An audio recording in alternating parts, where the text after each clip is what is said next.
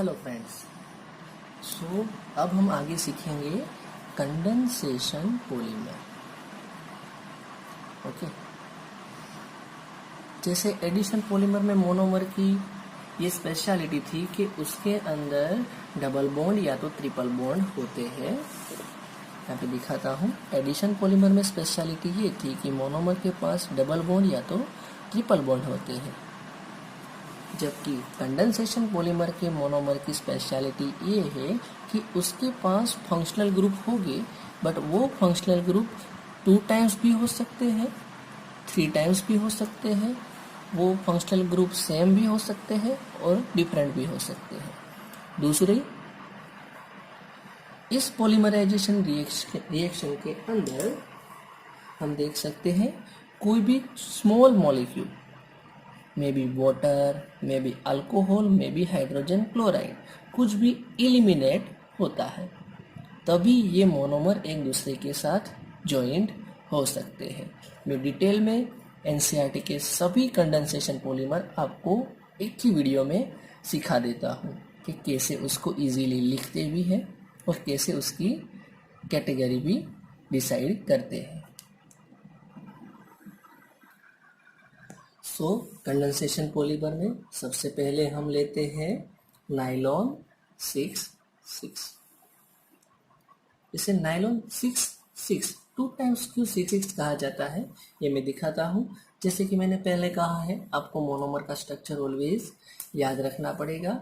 इसमें मोनोमर है हमारे एडिपिक एसिड, ये वाला जो 4 कार्बन CH2 4 टाइम्स और दोनों साइड COOH। मैंने इस फॉर्म में लिखा है, आप भी इस फॉर्म में लिखने की आदत डाल लीजिए तो आपको पॉलीमर का स्ट्रक्चर इजीली लिखना आ जाएगा। तो ये फर्स्ट है हमारा एडिपिक एसिड,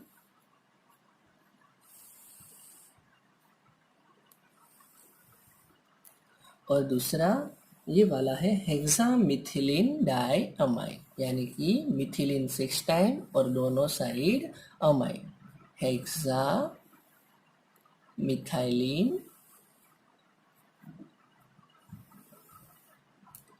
डाइअमाइड।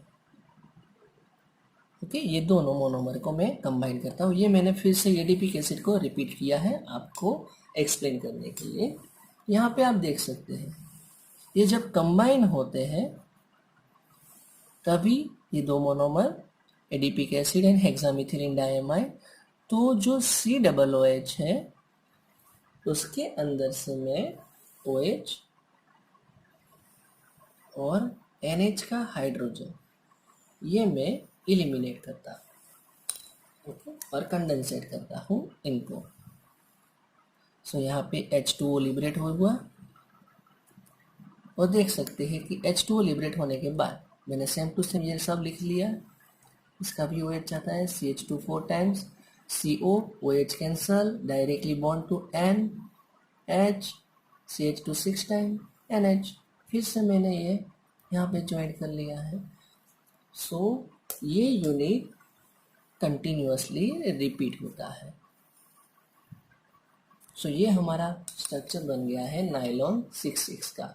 अब मैं ये समझा रहा हूँ इसको 6,6 क्यों कहते हैं, क्योंकि इसके पास टोटल कार्बन, तो यहाँ मिथिलीन के 4, ये 5 और ये 6, यानी कि एक मोनोमर के 6 कार्बन, दूसरे मोनोमर के भी 6 कार्बन, यानी कि दोनों 6 कार्बन वाले कंबाइन है, यानी नायलॉन 6,6। ओके, दूसरी चीज, ये दोनों कंबाइन होते हैं तभी जो बॉन्ड बनता है, ये जो लिंकेज बनी है वो हमारी है CONH लिंकेज, यानी कि ये है हमारा अमाइड बॉन्ड। तो जैसे जैसे मोनोमर एक दूसरे के साथ ज्वाइन करते जाएंगे अमाइड बॉन्ड बनता जाएगा, इसलिए इसकी कैटेगरी है पॉलीअमाइड। तो जिस भी पॉलीमर के अंदर अमाइड बॉन्ड रिपीट होता है वो आता है पॉलीअमाइड कैटेगरी में। नेक्स्ट पॉलीमर हम स्टडी करने जा रहे हैं नायलॉन 6। ये थोड़ा सा डिफरेंट है नॉर्मली से। इसकी शुरुआत होती है कैटरोलैक्टम से। कैट्रोलैक्टम रिंग है ये। सो उसमें ध्यान रखना है ये कि NH के बाद 1 2 3 4 5 CH2 ग्रुप है, उसके बाद एक CO ग्रुप है। ये कंटिन्यूस रिंग होती है, उससे कैट्रोलैक्टम कहते हैं। उसका हाइड्रोलिसिस किया है। जैसे कि हमें पता है वाटर के अंदर हाइड्रोजन और ऑक्सीजन होता है, हाइड्रोजन और एक OH ग्रुप। तो ये वाला जो हाइड्रोजन है वो ज्वाइन हुआ है नाइट्रोजन के साथ। ये बॉन्ड ब्रेक हो चुका है, यहाँ से बॉन्ड टूटेगा और वो बॉन्ड नाइट्रोजन का हाइड्रोजन के साथ और जो कार्बोनाइल कार्बन है वो OH के साथ ज्वाइंट होगा।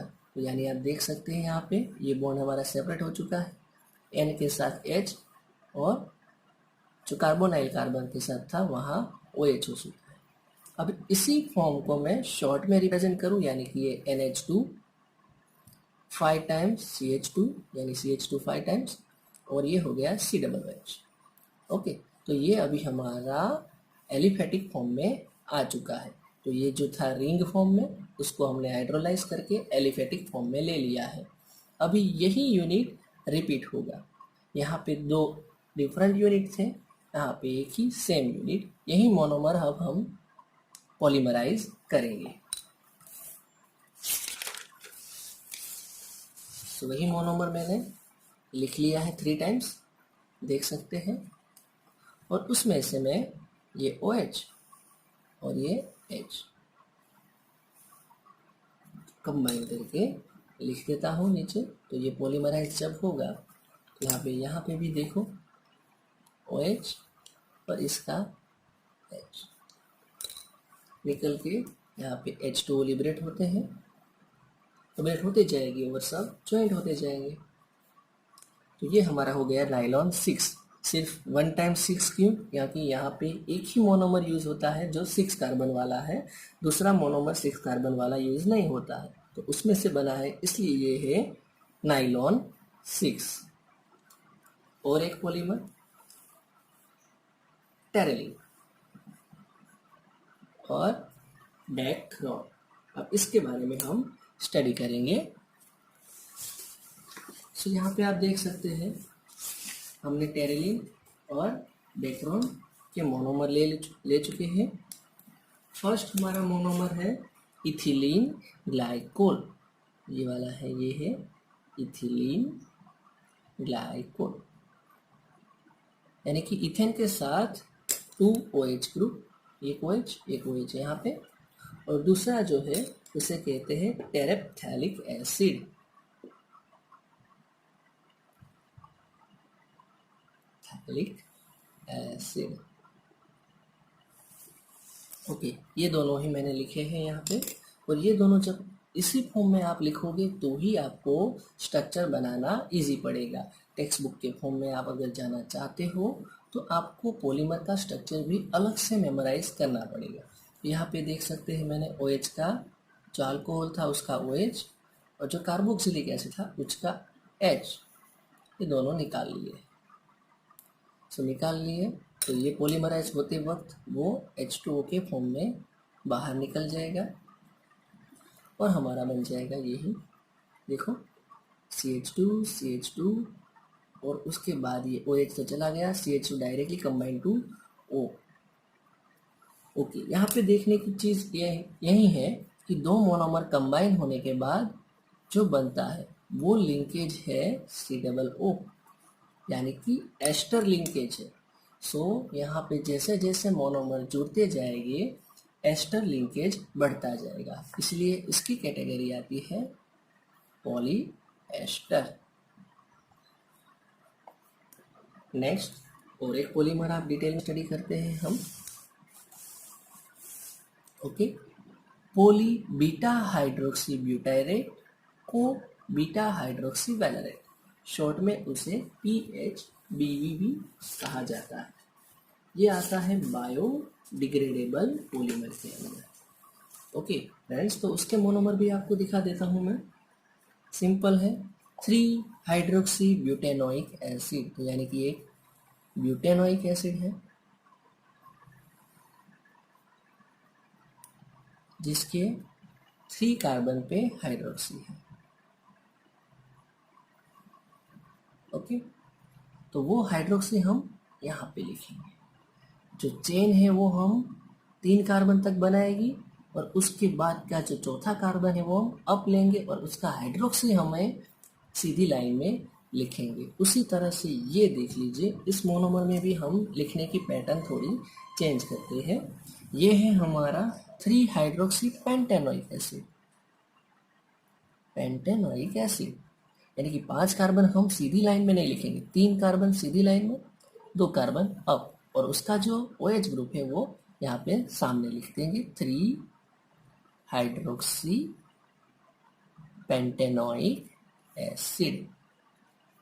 ओके, अब ये लिख दिया। उसके बाद कुछ नहीं, COOH है उसका हाइड्रोजन और जो OH ग्रुप है कंबाइन होगा, निकल के वाटर लिबरेट हो जाएगा। यहाँ पे वाटर लिबरेट होने के बाद कंबाइन कर दो, तो ये बन गया हमारा पोली बीटा हाइड्रोक्सी वैलेरेट को beta hydroxy butyrate and PHBB। ये हमारा कंप्लीटली सिंथेसाइज हो चुका है, इजीली हम लिख सकते हैं। उसके बाद और एक पॉलीमर सिखाता हूँ आपको, नाइलॉन 2 नाइलॉन 6। यहाँ पे हमें ध्यान देना है बॉन्ड कौन सा, लिंकेज कौन सी बनती है, एस्टर, तो ये भी किस में आएगा, पॉली एस्टर। अब nylon 2 nylon 6, okay, 2 nylon 6 monomer आपके सामने रख देता हूँ। ओके, ये है ग्लाइसिन, ओके, CH2, उसके साथ एक NH2 ग्रुप और एक COOH ग्रुप, एमिनो एसिड है मोस्ट कॉमन। इसके बाद ये amino caproic acid, CH2 5 times, COOH, NH2 NH2। Nylon 6 वाला acid amino caproic acid, okay, वही हुआ है। तो ये वाला है, दोनों कंबाइन होते हैं, सिंपल वाटर मॉलिक्यूल लिबरेट हो जाएगा, वाटर मॉलिक्यूल लिबरेट हो जाएगा और वो जो कंबाइन हो जाएंगे। तो ये बन गया नाइलॉन 2 नाइलॉन 6। लिंकेज कौन सी बनी यहाँ पे, ओके फ्रेंड्स, तो ये बन गया पोली अमाइड, क्योंकि ये अमाइड लिंकेज है। अभी नाइलॉन 2 क्यों है, क्योंकि पहला मोनोमर जो है उसके अंदर कितने कार्बन है, 2, दूसरा मोनोमर है उसमें टोटल कार्बन 5 + 1 6, यानी नाइलॉन 2 नाइलॉन 6। लास्ट ग्लिप्टाल, ये भी NCERT में है, टेबल के अंदर दिया ही हुआ है। ग्लिप्टाल हम लिख लेते हैं। तो इसके अंदर जो है ये वाला है हमारा मोनोमर, उसका नाम है इथिलीन ग्लाइकोल।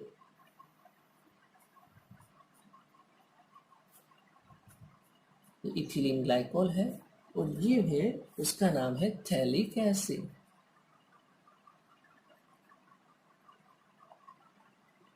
बस 2 ही है, ये मैंने रिपीट किया है, अभी नहीं दिखा रहा हूँ मैं।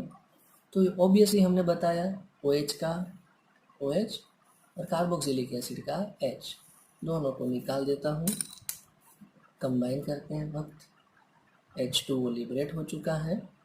H2O लिबरेट होने के बाद ये जो स्ट्रक्चर है मैं लिख के देता हूँ आपको, OH CH2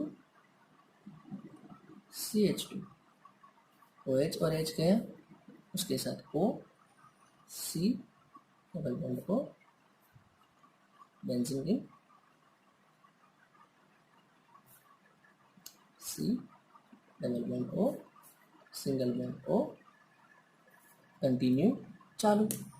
तो ये वाला जो यूनिट है हमारा कंटिन्यूसली रिपीट होता है, ये हमारा बन गया है ग्लिप्टाल। आई होप फ्रेंड्स आपको ये समझ में आ चुका होगा। Thank you.